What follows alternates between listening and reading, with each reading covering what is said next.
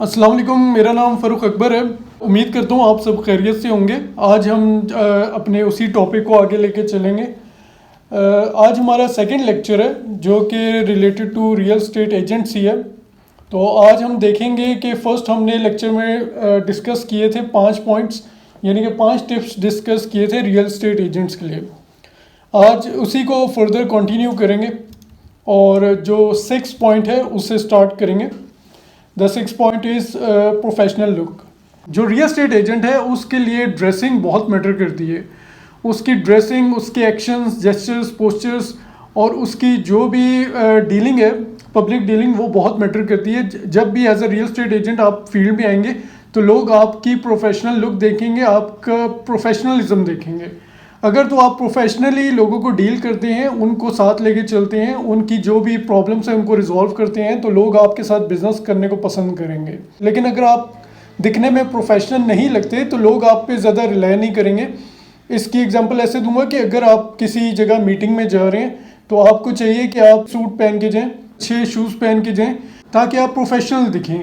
अगर आप T shirt पहन जाएंगे और वो भी अजीब सी मैचिंग भी उसकी ठीक नहीं होगी और कपड़े भी आपके गंदे होंगे, शूज़ भी आपके गंदे होंगे, तो लोगों के माइंड में आपके लिए कोई पॉजिटिव ख्याल नहीं आएगा। बेसिकली जो रियल एस्टेट बिजनेस है वो बिजनेस ही ऐसा है कि जिसमें पहले तो आपको अपने आप को सेल करना पड़ता है।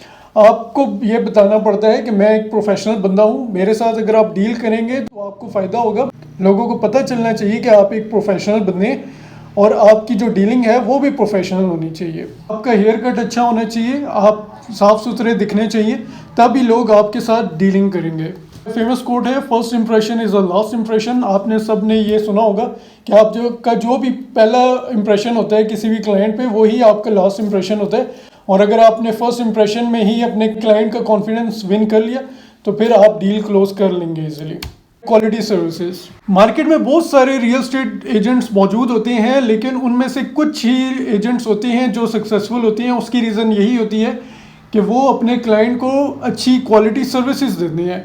मोस्टली आप देखेंगे कि अगर आप किसी रियल एस्टेट एजेंट के पास जाएंगे तो मोस्टली जो लोग हैं उनको ना तो बात करने की तमीज़ होती है, ना उनकी ड्रेसिंग कोई प्रॉपर होती है, ना अपने क्लाइंट की रिक्वायरमेंट्स को अच्छी तरह समझते हैं, और वो उनकी पब्लिक डीलिंग इतनी अच्छी नहीं होती है, ना उनकी सर्विसेज अच्छी होती हैं, ना उनकी पब्लिक डीलिंग अच्छी होती है।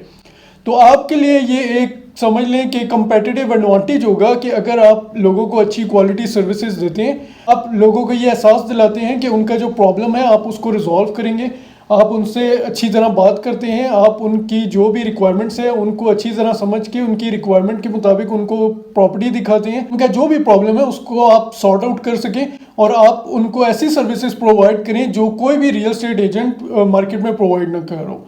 ये कुछ एग्जांपल्स हैं कि जिसके थ्रू आप एक अच्छी क्वालिटी सर्विसेज दे सकते हैं अपने क्लाइंट को। आपको चाहिए कि हमेशा अपने क्लाइंट को रिस्पेक्ट दें। क्लाइंट जो भी कहेगा वो हमेशा ठीक कहेगा। आपकी राय भी इम्पोर्टेंट है, लेकिन जो क्लाइंट की राय है वो ज़्यादा मैटर करती है। आपने उसकी प्रॉब्लम को रिजॉल्व करना है और आपने उसको रिस्पेक्ट देनी है। ऑलवेज रिमेन पॉजिटिव एंड काम इवन इन ऑकवर्ड सिचुएशन। कभी ऐसे होता है कि क्लाइंट जो है बहुत ज़्यादा प्रॉपर्टीज़ देख लेता है लेकिन उसको कोई भी प्रॉपर्टी पसंद नहीं आ रही होती, तो बहुत ही ऑकवर्ड सिचुएशन क्रिएट हो जाती है रियल एस्टेट एजेंट के लिए, क्योंकि रियल एस्टेट एजेंट काफ़ी जब प्रॉपर्टीज़ दिखा रहा होता है तो उसके लिए बहुत सारी पहले उसको स्टेप्स लेने पड़ते हैं। कोई भी प्रॉपर्टी अगर विजिट करवानी है, लेट से कोई घर दिखाना है, तो पहले तो उसने जो ऑनर है, सेलर है, उससे कीज़ की अरेंजमेंट करनी है, फिर प्रॉपर टाइम लेना है, फिर बायर को बुलाना है उसने प्रॉपर्टी विजिट करने के लिए। तो ये कभी ऐसे भी होते हैं कि इस तरह की सिचुएशन क्रिएट हो जाती है कि बहुत सारी प्रॉपर्टीज़ आप दिखा रहे होते हैं लेकिन क्लाइंट को कोई प्रॉपर्टी पसंद नहीं आ रही होती। तो आपने बिल्कुल पॉजिटिव रहना है, आपने बिल्कुल रिलैक्स रहना है, आपने कभी भी इस सिचुएशन को नेगेटिव नहीं लेना, तो आपने इस तरह की सिचुएशंस को हैंडल करना है। Provide after sale services. बहुत सारे रियल एस्टेट एजेंट्स ऐसे भी होते हैं, उनका रिलेशनशिप तब तक ही होता है कस्टमर के साथ जिस दिन तक प्रॉपर्टी ट्रांसफ़र नहीं होती। जब प्रॉपर्टी ट्रांसफ़र हो जाती है तो वो बहुत सारे रियल एस्टेट एजेंट्स ऐसे भी हैं जो अपने क्लाइंट को पहचानते ही नहीं हैं।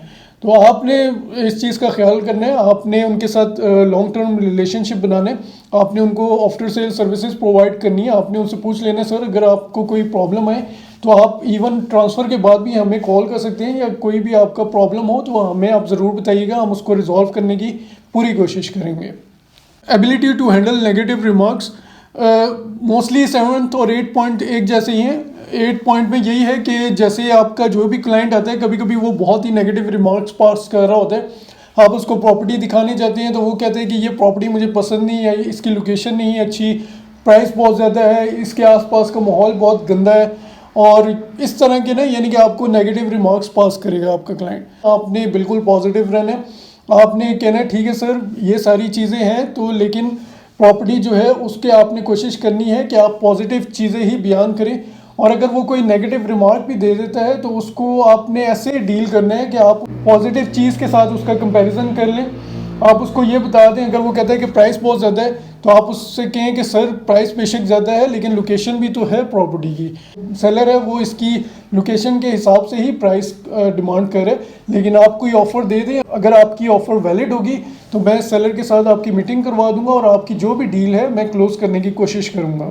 आपके अंदर ये एक एबिलिटी होनी चाहिए कि आप जो भी वो नेगेटिव रिमार्क्स पास कर रहे हैं आपका क्लाइंट, आप उसको पॉजिटिव मैनर में उसको रिस्पॉन्ड कर सकें। 9th point is also very important point. ये एक ऐसा पॉइंट है जो पूरी रियल स्टेट बिजनेस में सबसे ज़्यादा इंपॉर्टेंट पॉइंट है। 95% ऑफ टाइम्स ऐसे होता है कि आप एक क्लाइंट पे वर्किंग करते रहते हैं लेकिन एंड पे आपको पता चलता है कि वो क्लाइंट सीरियस ही नहीं था, या वो जेन्युइन क्लाइंट नहीं था, जेन्युइन बायर नहीं था जिसके लिए आप वर्किंग कर रहे थे। तो आपने हमेशा इस चीज़ का पहले ख्याल करना है कि जो भी क्लाइंट आपके पास आता है और वो आपसे कहता है कि मैंने प्रॉपर्टी परचेज करनी है, तो आपने के कुछ फिल्टर्स लगाने हैं। आपने उसको चेक करना है कि ये जो क्लाइंट आपके पास है एज अ बायर वो वाकई ही जेन्युइन क्लाइंट है या नहीं है। उसके लिए आपने उसको सिंपल से कुछ क्वेश्चंस करने हैं, लाइक सर आप प्रॉपर्टी परचेज करना चाह रहे हैं, आप मुझे ये बताएं कि आपका बजट कितना है। इसके अलावा आप उससे पूछें कि सर आपको किस साइज़ की प्रॉपर्टी रिक्वायर्ड है, आपको घर चाहिए, प्लॉट चाहिए, अपार्टमेंट चाहिए, फार्म हाउस चाहिए, जो भी उसकी रिक्वायरमेंट है आपने क्लियर कट उससे पूछ लेना है। आपको किस एरिया में प्रॉपर्टी चाहिए, लाइक हम जो है I-14 इस्लामाबाद में डील कर रहे हैं तो हम उनसे पूछेंगे सर आपको अगर वो मेरे से कहता है कि मुझे I-14 में प्रॉपर्टी चाहिए देन इट्स ओके, अदरवाइज़ वो कहता है कि मुझे इस्लामाबाद में किसी भी एरिया में आप प्रॉपर्टी ले दें, तो वो चीज़ें आपको ना उसके आंसर से पता चलना चाहिए कि ये वाकई ही कोई जेन्युइन क्लाइंट है या नहीं है। तो ये 3-4 क्वेश्चंस आपने ज़रूर करने अपने क्लाइंट से, ताकि फिर आप आगे जो भी एक्शंस हैं या आप उसके लिए जो भी प्रॉपर्टी उसकी रिक्वायरमेंट है उसके मुताबिक आप उसके लिए प्रॉपर्टी सर्च आउट कर सकें और उसको वो प्रॉपर्टी परचेज़ करके दे सकें। ये एक एग्जांपल है जिसको आपने हमेशा माइंड पे रखना है कि अगर आपके पास एक क्लाइंट आता है, जैसे मैंने आपसे डिस्कस किया कि आपने 3-4 क्वेश्चंस करने हैं, तो वो अगर आपसे कहता है कि मेरा बजट 10 मिलियन है और मुझे 5 मरले का प्लॉट चाहिए और मुझे प्लॉट भी I-14 2 में चाहिए या 3 में चाहिए, तो आपको इसकी बातों से जज हो जाएगा कि ये क्लाइंट जो है ये वाकई ही जेन्युइन क्लाइंट है या नहीं है। और अगर इसके बरक्स अगर वो क्लाइंट आपको कहता है कि मेरी, आप उससे पूछते हैं कि सर आपका बजट कितना है और आपको किस एरिया में प्रॉपर्टी चाहिए, और आगे से वो आपको रिस्पॉन्ड करता है कि मेरे पास बजट की तो आप बिल्कुल टेंशन ना लें, जितना आप बजट कहेंगे मेरे पास बजट की कोई प्रॉब्लम नहीं है। इसके अलावा आप मुझे जहाँ भी प्रॉपर्टी ले दें, इस्लामाबाद के किसी भी एरिया में ले दें, मेरे लिए कोई प्रॉब्लम नहीं है। यानी कि वो आपको कोई भी टू द पॉइंट आंसर नहीं करेगा, वो आपको बस कहेगा कि मुझे आप प्रॉपर्टी ले दें और मैं जो है प्रॉपर्टी लेने में इंटरेस्टेड हूँ। तो आपने इस चीज़ का ख्याल रखना है कि जब भी आपको अगर वो क्लियर कट आंसर नहीं करता आपका क्लाइंट आपके ये 3-4 क्वेश्चंस का, तो उसके लिए वर्किंग नहीं करनी, आपने बिल्कुल टाइम नहीं ज़ाया करना। अगर तो आपको वो क्लियर कट आंसर्स करता है कि जैसे वो आपको कहते हैं कि मुझे 5 मरले का प्लॉट चाहिए, मेरा बजट 10 मिलियन है, I-14 CDS सेक्टर इस्लामाबाद में मुझे प्लॉट चाहिए, तो फिर आपने उसके लिए वर्किंग करनी है। अदरवाइज जो आपको क्लियर कट आंसर नहीं करता क्लाइंट, आपने उसके लिए बिल्कुल भी वर्किंग नहीं करनी। इसके अलावा आपने एक और फिल्टर लगाना है, वो ये है कि आपने हमेशा अपने क्लाइंट से कहना है कि सर आप ऑफिस में आके मेरे से मीटिंग करें, मेरे पास 2-3 ऑप्शंस हैं, मैं आपको विजिट करवा दूंगा आपके रिक्वायरमेंट्स के मुताबिक। तो अगर जो भी आपको प्रॉपर्टी पसंद आएगी फिर हम जो भी ऑनर हैं उनके साथ बैठ के मीटिंग कर लेंगे और डील क्लोज करने की कोशिश करेंगे। तो अगर आप उसको कॉल करते हैं और वो आ जाता है आपके ऑफिस, और जब भी आप उसको कॉल करें तो वो आपकी एक तो कॉल भी उठा लेता है और दूसरा वो आपके साथ मीटिंग करने भी आ जाता है ऑफिस में, तो इसका मतलब ये है कि वो 100% जेन्युइन क्लाइंट है। लेकिन अगर आप ही उसको कॉल कर रहे हैं और वो आपकी ना कॉल उठा रहा है ना उसने आपको क्लियर कट आंसर्स किए इन क्वेश्चंस के, तो फिर आपको उस क्लाइंट के ऊपर टाइम नहीं ज़ाया करना चाहिए, वो सिर्फ आपका टाइम ज़ाया करने आया। तो आप अपनी एनर्जीज़ को बिल्कुल भी उसके ऊपर सर्व ना करें। आप उन लोगों पे अपनी एनर्जी सर्व करें जो वाकई जेन्युइन क्लाइंट है और जो वाकई ही प्रॉपर्टी परचेज करना चाह रहे हैं। Next point is do not engage in political और social issues with your client. देखिए, आपने जब भी रियल एस्टेट बिजनेस में अपने क्लाइंट के साथ डीलिंग करनी है तो आपने हमेशा प्रॉपर्टी से रिलेटेड ही उससे बात करनी है। अगर वो आपके साथ कोशिश करते हैं किसी पॉलिटिकल या सोशल इशू में इंगेज होने की, उसके साथ बिल्कुल भी इंगेज ना हो। आप कोई भी उसको रिमार्क्स ना दें, आप उससे कहें सर ठीक है, आप जो भी बात कर रहे हैं वो ठीक है। आप उसको कोशिश करें कि आप प्रॉपर्टी से रिलेटेड ही बात करें, क्योंकि अगर आप काउंटर रिमार्क्स पास करना शुरू कर देंगे तो हो सकता है कि आप उसके साथ वो आर्गूमेंट तो विन कर लें, लेकिन आपका वो क्लाइंट आप लूज़ कर देंगे। लिहाजा आपने कभी भी अपने क्लाइंट के साथ बहस नहीं करनी। वो आपको वो जो मर्जी कहता रहे, आपने उसको कहना ठीक है सर आप ठीक कह रहे हैं, लेकिन आप उसको हमेशा प्रॉपर्टी से रिलेटेड ही उसके साथ बातचीत करें। किसी भी सोशल या पॉलिटिकल इश्यूज़ में उसके साथ इंगेज ना हो। The 11th point is documentation.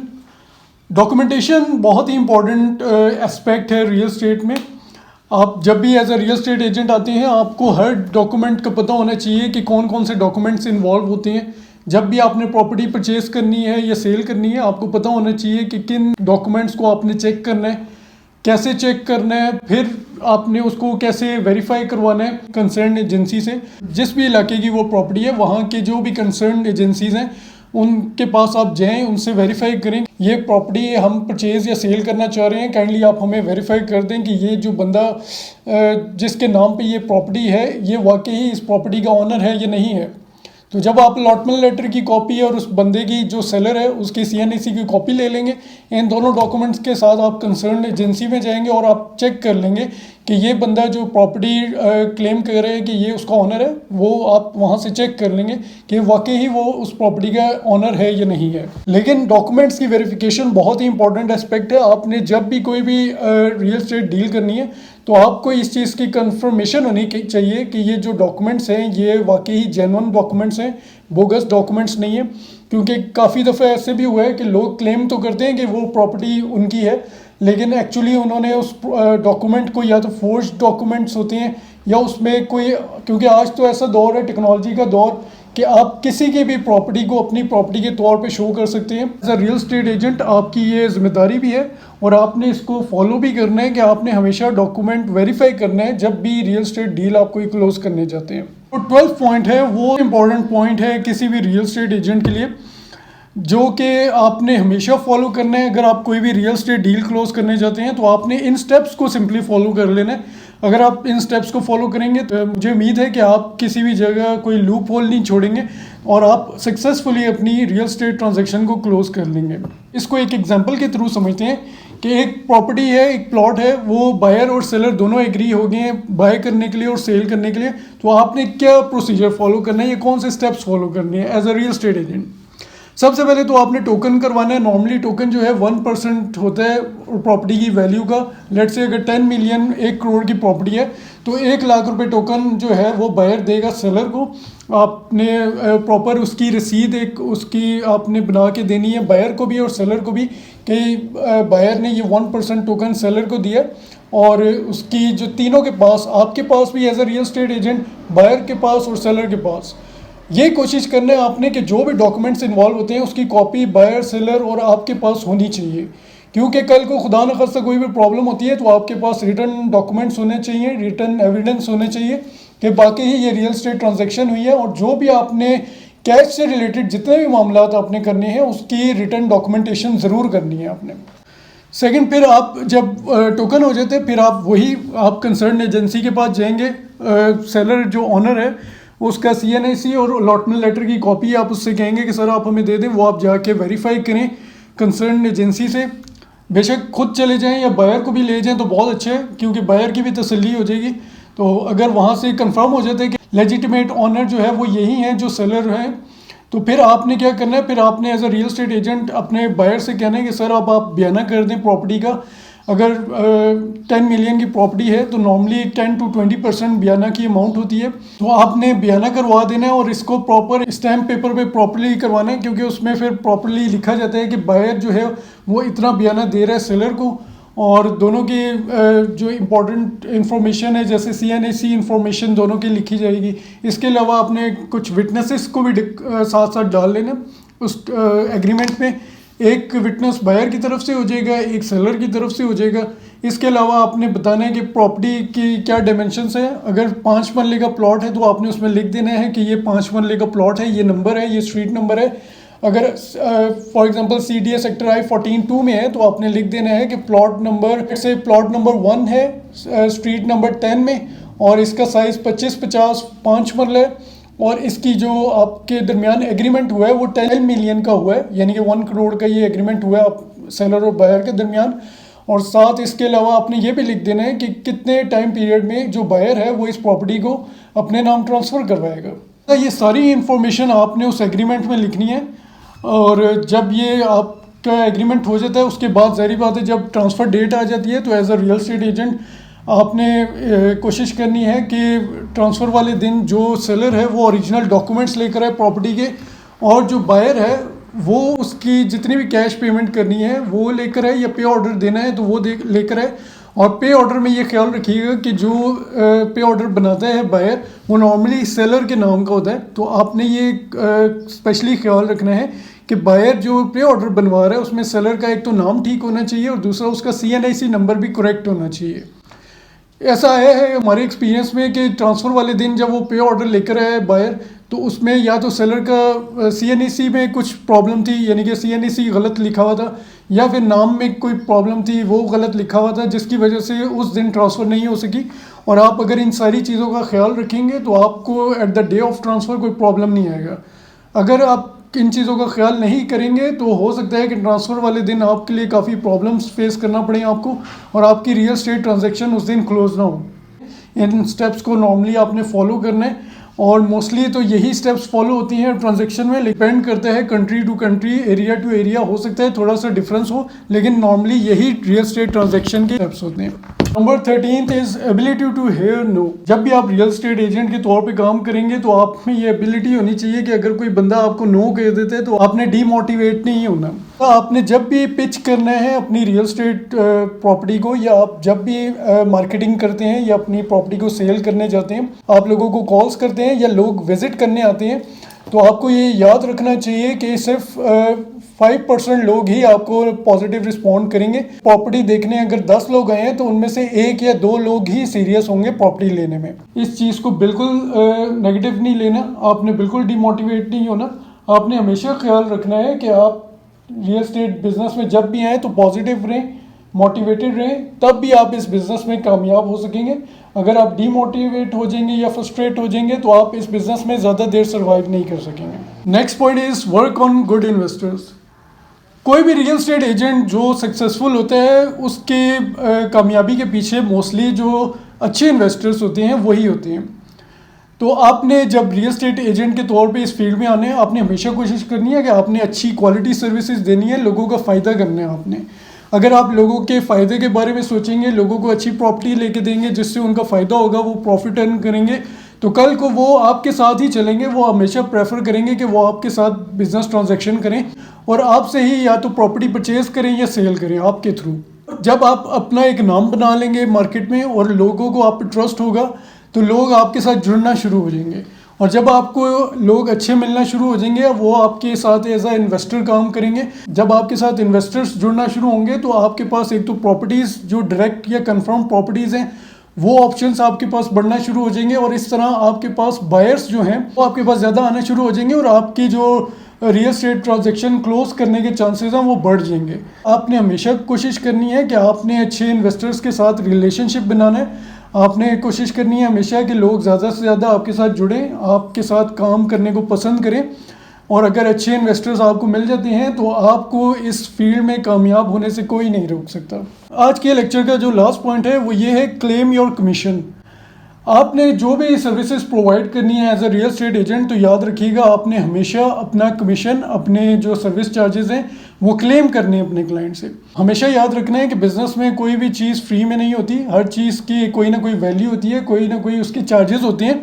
और जब भी आप कोई सर्विसेज प्रोवाइड कर रहे होते हैं, जैसे डॉक्टर है, कोई अगर लॉयर है वो अगर अपने सर्विस चार्जेस नहीं क्लेम करेगा तो वो कैसे उस फील्ड में सर्वाइव कर सकेगा। आप भी as a real estate agent जब भी इस बिज़नेस में आए तो आपने क्लियर कट अपने क्लाइंट को बताना है कि सर हम आपको सर्विसेज प्रोवाइड करेंगे और इतने परसेंटेज या इतनी अमाउंट हम आपसे एज अ कमीशन या एज अ सर्विसेज चार्जेस लेंगे।